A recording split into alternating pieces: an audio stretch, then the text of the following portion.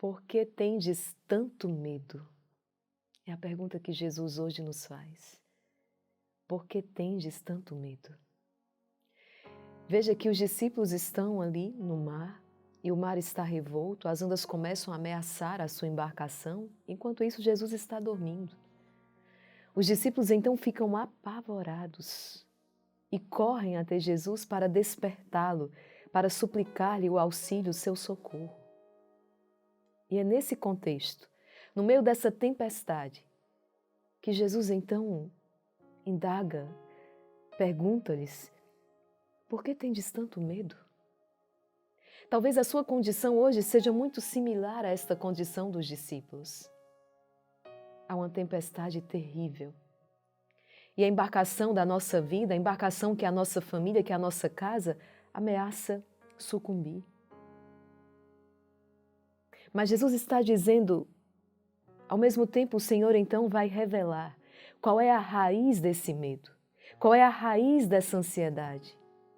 Jesus diz: homens fracos na fé. Você lembra, você que tem acompanhado diariamente as nossas meditações, ainda ontem nós meditávamos sobre a necessidade exatamente de crescer na fé. Jesus hoje, mais uma vez, está dizendo: é preciso fortalecer-se na fé. É porque ainda sois fracos na fé. E Jesus então ordena e acalma aquela tempestade. A força, o poder de Deus não estão diminuídos. Ele continua sendo Deus Todo-Poderoso, que sim, tem todo o poder para acalmar a tempestade que hoje ameaça a sua vida, a sua família, a sua alma, o seu coração. Mas vamos entender então que o Senhor está pedindo e exortando da parte dos discípulos. Aquilo que nós esperamos de Deus é muito claro. Senhor, socorre-nos. Mas é preciso compreender também aquilo que Deus espera de nós, para que o auxílio se faça então sentir no tempo oportuno. O que Deus espera de nós. Qual a parte que nos cabe? No mais das vezes colocamos toda a responsabilidade em Deus, né? Se Deus existe, por que o mal no mundo? Não é assim? Que quantos questionam? Se Deus existe, por que Ele não impediu essa desgraça? Se Deus existe, por que isso? Se Deus existe, por que isso? Espera, e qual a responsabilidade do homem criado livre? Qual é a minha responsabilidade? Vamos para o comentário do Missal, que está belíssimo. No perigo, voltam-se os discípulos para Jesus, com gritos de socorro. Tem, pois, confiança nele, só ele os pode salvar. Mas Jesus, todavia, os censurará como homens de pouca fé. Mas, afinal, o que significa, então, ser um homem de fé? Maria Raquel, o que significa ser um homem de fé? Jesus dormia, e aí está o medo dos discípulos. Se dormia, não pode ajudar e parecia-lhes que se perdia o momento justo para uma possibilidade de intervenção. Acontece que o Senhor conhece o momento justo. Jesus está dormindo. Parece aos discípulos que ele vai perder a oportunidade, o momento exato de fazer alguma coisa. Mas isso não é verdade. E assim continua. Acontece que o Senhor conhece o momento justo. Por que Deus não intervém? Por que o Senhor faz isso? Por que permite essa desgraça? Eis as manifestações da nossa pouca fé. Queremos sugerir a Deus o tempo e o modo de intervir em nossa vida, na vida do mundo. Na realidade, é difícil muitas vezes compreender porque acontecem certos fatos, mas o cristão sabe que Deus o vê e então nele confia.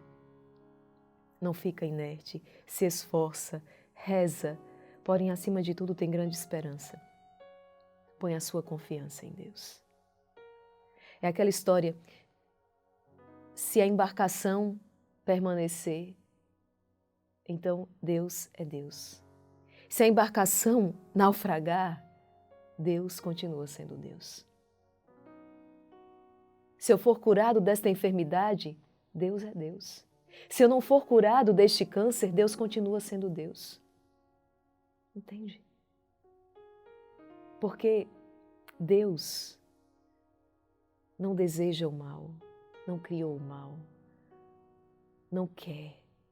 Pelo contrário, ele se manifesta exatamente para destruir as obras do mal. Mas quando Deus permite uma determinada situação, permite, não é que ele queira, mas permite, respeitando a sua liberdade. Deus é aquele que pode tirar daquele infortúnio que se deu por causa do mau uso da sua liberdade, Deus pode tirar algo melhor dali. Mas até isso, Deus espera também por nós, para que nós saibamos, auxiliados pela graça de Deus, tirar dali um bem muito maior. E aqui eu trago um caso recentemente apresentado no Exército de São Miguel, pelo qual nós estamos intercedendo. Não é? Uma família, esposo e esposa, há muitos anos juntos, mas esse esposo caiu em adultério. E essa esposa, no primeiro momento, revoltou-se com Deus. Revoltou-se com Deus. E olhe que com anos de caminhada na igreja, pastorais, ministérios, ela revoltou-se com Deus. Para no minuto seguinte cair em si, auxiliada pela graça de Deus e entender que ela estava fazendo daquele esposo o rei da sua vida. Que aquele esposo estava sendo o senhor da vida dela.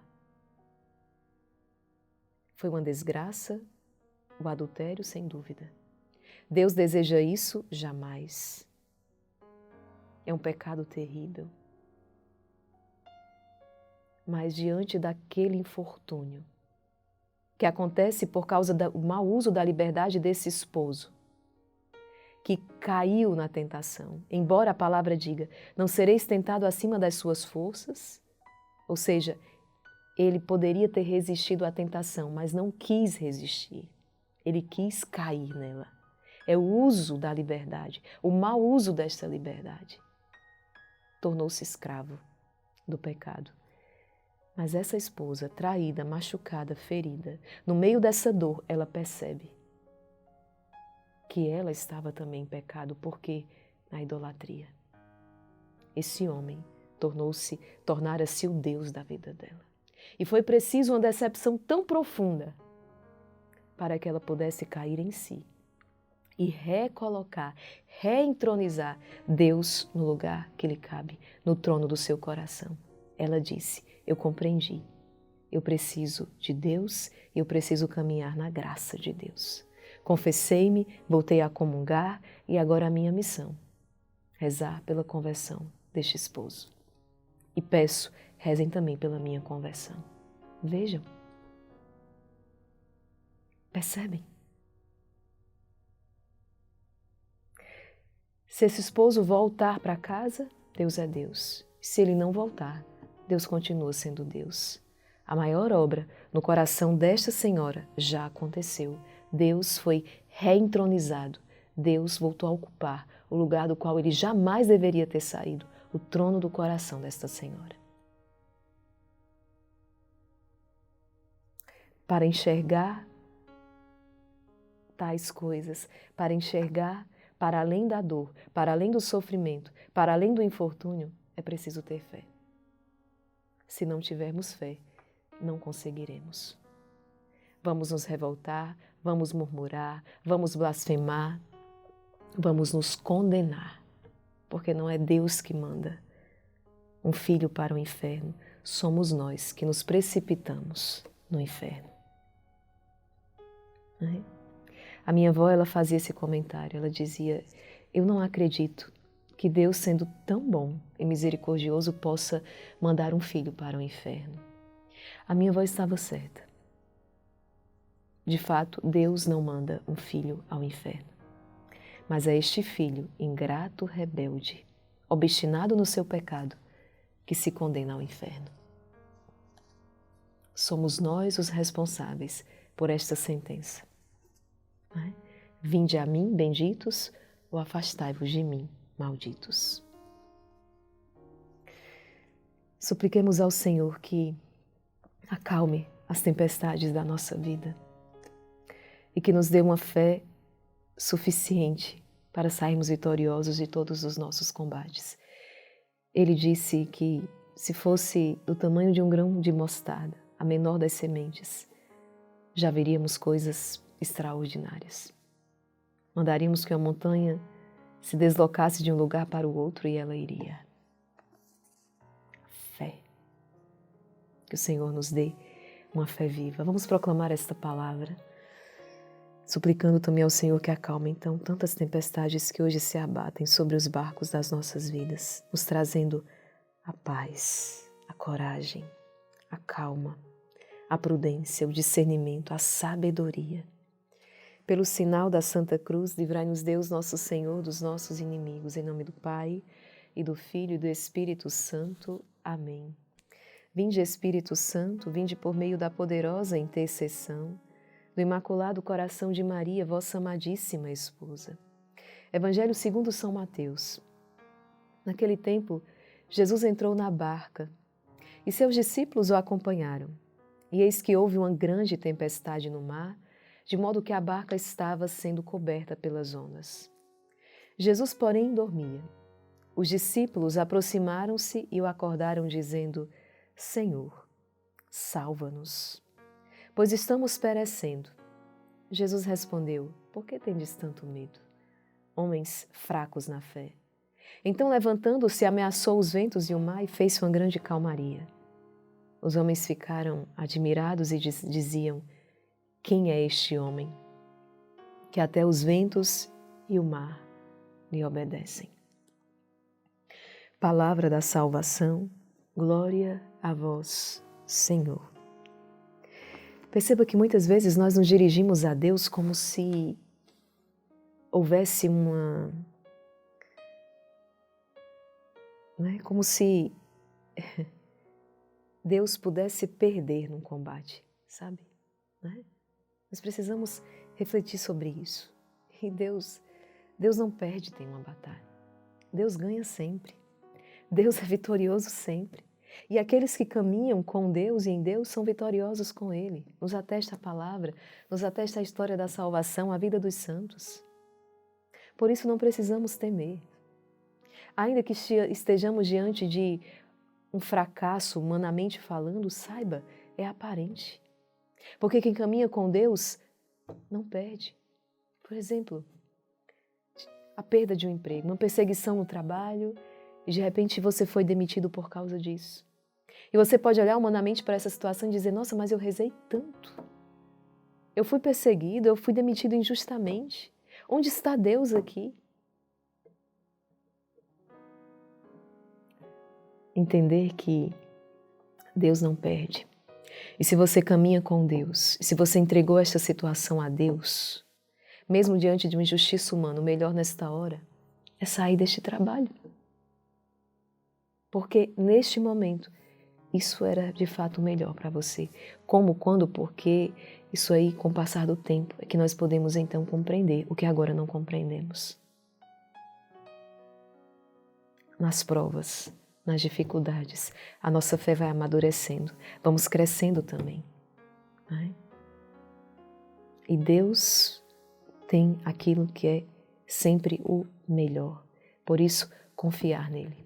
Surgirá um outro trabalho, surgirá uma outra proposta. Permanecer firme, não abandonar o Senhor.